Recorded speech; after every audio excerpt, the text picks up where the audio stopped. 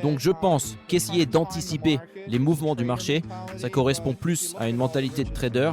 Et si on prend les personnes les plus riches du monde aujourd'hui, on constate que ce ne sont pas des traders. Prenez Bill Gates, Steve Ballmer, Jeff Bezos, Elon Musk, Mark Zuckerberg, Larry Page, etc. Vous voyez ce que je veux dire? Aucun d'entre eux n'est arrivé là où il en est en tradant. Essayez d'en trouver un, vous n'y arriverez pas. D'autre part, essayer d'anticiper les mouvements de la bourse, c'est une idée insensée. Quand on voit que les analyses statistiques du Bitcoin et du S&P concluent que 80% de l'appréciation vient d'1% des jours. Autrement dit, si vous ratez les 3 jours les plus profitables de l'année, vous perdez 80% de l'augmentation. Et si vous ratez les 6 jours les plus haussiers, vous passez à côté de la totalité des profits. C'est comme ça que ça marche. On a l'impression de ne quasiment rien gagner 98% du temps.